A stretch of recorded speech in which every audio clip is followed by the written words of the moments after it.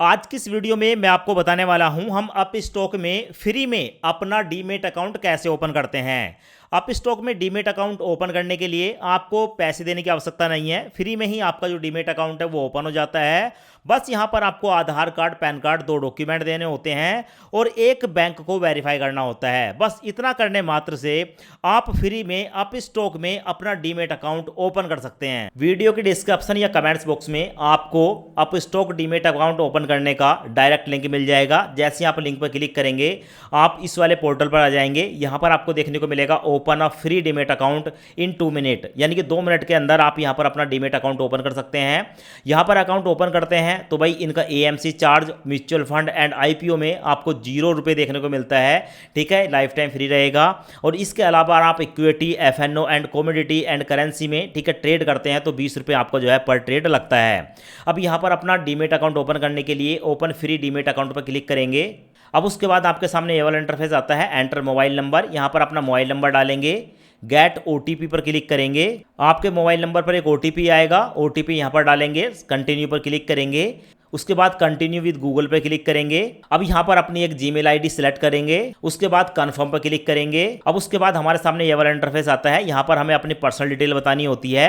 सबसे पहले अपना मैरिटल स्टेटस बताएंगे, हम सिंगल हैं या मैरिड हैं। अब उसके बाद यहां पर देखने को मिलेगा ट्रेडिंग एंड इन्वेस्टमेंट सिंस, यानी कि हमसे पूछा जाता है कि आप ट्रेडिंग या इन्वेस्टमेंट में कब से हैं, कितने साल से हैं, कितने साल का आपको एक्सपीरियंस है। तो अगर आपको एक्सपीरियंस है तो कोई भी ऑप्शन को सिलेक्ट कर सकते हैं, और अगर आपको एक्सपीरियंस नहीं है तो लेस देन 1 ईयर पर क्लिक करेंगे। अब उसके बाद आपसे आपका ऑक्यूपेशन पूछा जाता है, आप प्राइवेट सेक्टर में हैं, गवर्नमेंट सर्विसर हैं या पब्लिक सेक्टर में हैं, agriculture, professional, business, housewife, retired person, student या अदर, किस कैटेगरी में आते हैं अपनी कैटेगरी को सिलेक्ट करेंगे। उसके बाद आपको देखने को मिलेगा एनुअल इनकम, आपकी एक साल की इनकम कितनी है, 1 लाख से कम, 1 लाख से 5 लाख, 5 लाख से 10 लाख। तो भाई आप अपने हिसाब से किसी भी एक ऑप्शन को सिलेक्ट कर लेंगे। उसके बाद कंटिन्यू पर क्लिक करेंगे। अब उसके बाद देखने को मिलेगा declaration for your up stock account, यहाँ पर कंटिन्यू पर क्लिक करेंगे। उसके बाद आपके सामने ये वाला इंटरफेस आता है, यहां पर अपने पैन कार्ड का नंबर डालेंगे और पैन कार्ड पर जो आपकी डेट ऑफ बर्थ है अपनी डेट ऑफ बर्थ यहां पर डालेंगे। उसके बाद कंटिन्यू पर क्लिक करेंगे। उसके बाद आपके सामने ये वाली विंडो आती है, confirm the PAN belong to you, यानी कि ये जो पैन कार्ड है आपसे बिलोंग करता है। यहां पर आपका नाम देखने को मिलेगा, यहां पर आपके फादर का नाम देखने को मिलेगा। सो अगर आप ही की डिटेल है तो कंफर्म पर क्लिक करेंगे, आपकी डिटेल नहीं है तो चेंज पैन पर क्लिक करके आप अपना पैन कार्ड चेंज कर सकते हैं। सो हमारे केस में सब कुछ ठीक है, कंफर्म पर क्लिक करेंगे। उसके बाद प्रोसीड पर क्लिक करेंगे। उसके बाद यहां पर आपको देखने को मिलेगा let's take a selfie, take a photo पर क्लिक करेंगे।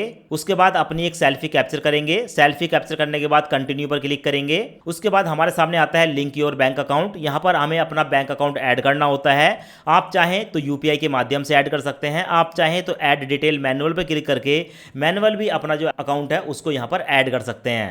यहां पर मैं ऐड डिटेल मैनुअल पर क्लिक करूंगा, कंटिन्यू पर क्लिक करूंगा। यहाँ पर अपने बैंक अकाउंट का नंबर डालूंगा, फिर से अकाउंट का नंबर डालूंगा, अपने बैंक का आईएफएससी कोड डालूंगा। Full name as per PAN bank account, हमारा जो फुल नेम है वो यहाँ पर डालेंगे। और उसके बाद सिलेक्ट बैंक अकाउंट, हमारा जो बैंक अकाउंट है वो सेविंग है या करंट है, यहाँ पर सिलेक्ट करेंगे। उसके बाद कंटिन्यू पर क्लिक करेंगे। अब उसके बाद हमारा जो बैंक है उसको वेरीफाई किया जाता है। हमारा जो बैंक है वो वेरीफाई हो चुका है और 1 रुपया हमारे बैंक अकाउंट में ट्रांसफर कर दिया गया है। अब उसके बाद हमारे सामने ये वाला इंटरफेस आता है, कंटिन्यू पर क्लिक करेंगे। अब उसके बाद देखने को मिलेगा कि योर सिग्नेचर रिक्वायर्ड, यहाँ पर हमें अपने सिग्नेचर करने हैं। सो ड्रॉ सिग्नेचर पर क्लिक करेंगे और यहाँ पर अपनी उंगली से अपने सिग्नेचर करेंगे। सिग्नेचर करने के बाद कंटिन्यू पर क्लिक करेंगे। अब उसके बाद हमारे सामने ये वाला इंटरफेस आता है, यहां पर देखने को मिलेगा activate all market segment for free, यानी कि अब यहां पर हमें बताया जाता है कि आप किस ऑप्शन के अंतर्गत यहां पर इन्वेस्टमेंट करना चाहते हैं, जैसे कि equity, mutual fund and IPO हमें यहां पर देखने को मिल जाता है। अगर हम चाहते हैं कि इन तीनों में ही ठीक है अपना अकाउंट क्रिएट करना तो भाई इसको हम सिलेक्ट कर सकते हैं, पर हम चाहते हैं फ्यूचर एंड ऑप्शन, कमोडिटीज या करेंसी डेरिवेटिव, तो भाई हम सबको भी सिलेक्ट कर सकते हैं। सो यहाँ पर मैं सिलेक्ट ऑल सेगमेंट पर क्लिक करूंगा। उसके बाद एक्टिवेट सिलेक्टेड सेगमेंट पर क्लिक करूंगा। उसके बाद ओके आई अंडरस्टैंड पर क्लिक करूंगा। अब उसके बाद हमारे सामने आता है अपलोड प्रूफ ऑफ इनकम, हमें यहाँ पर कोई भी इनकम प्रूफ अपलोड करना होगा, जैसे कि bank statement, salary slip, ITR, DP holding and form 16B। यहाँ पर बताया गया है कि हम अगर अपना बैंक स्टेटमेंट अपलोड करना चाहते हैं तो यहाँ पर कर सकते हैं पिछले 6 महीने का। सो यहाँ पर मैं बैंक स्टेटमेंट वाले ऑप्शन को सिलेक्ट करूंगा। उसके बाद कंटिन्यू पर क्लिक करूंगा। उसके बाद यहाँ पर अपने बैंक को सिलेक्ट करूंगा, कंटिन्यू पर क्लिक करूंगा। अब यहाँ पर हमारे सामने 2 ऑप्शन आते हैं, ऑटोमेटिकली फैच, यानी कि हमारे मोबाइल नंबर पर एक ओटीपी आएगा, ओटीपी डालेंगे ऑटोमेटिक, ठीक है, बहुत ही फास्ट तरीके से हमारा जो बैंक स्टेटमेंट है वो यहाँ पर वेरीफाई हो जाता है। और दूसरा ऑप्शन होता है अपलोड बैंक स्टेटमेंट, तो हम यहाँ पर मैनुअल अपना बैंक स्टेटमेंट भी अपलोड कर सकते हैं। सो यहाँ पर मैं अपलोड बैंक स्टेटमेंट पर क्लिक करूँगा, ऐड पर क्लिक करूँगा, कंटिन्यू पर क्लिक करूँगा और 6 महीने का बैंक स्टेटमेंट यहाँ पर अपलोड कर दूंगा। सो उसके बाद हमसे पूछा जाता है कि यहाँ पर आप अपना नॉमिनी बना लें। अब आपको पता है कि नॉमिनी बनाने का सबसे बड़ा फायदा ये होता है कि हमारे डीमेट अकाउंट में, ठीक है, जितने भी शेयर हैं इन फ्यूचर हमें कुछ हो जाता है तो हमारे नॉमिनी को शेयर मिल जाते हैं।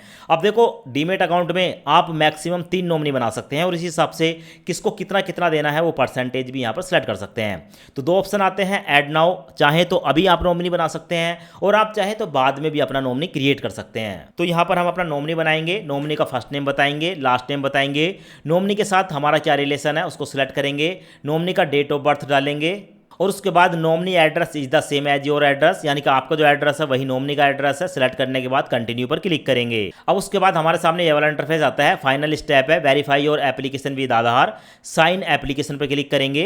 अब उसके बाद हमारे सामने आता है आधार नंबर, अपने आधार कार्ड का नंबर डालेंगे, चेकबॉक्स को सिलेक्ट करेंगे, सेंड ओटीपी पर क्लिक करेंगे, हमारी जीमेल आईडी पर एक ओटीपी आएगा, ओटीपी यहाँ पर डालेंगे, वेरीफाई एंड साइन पर क्लिक करेंगे।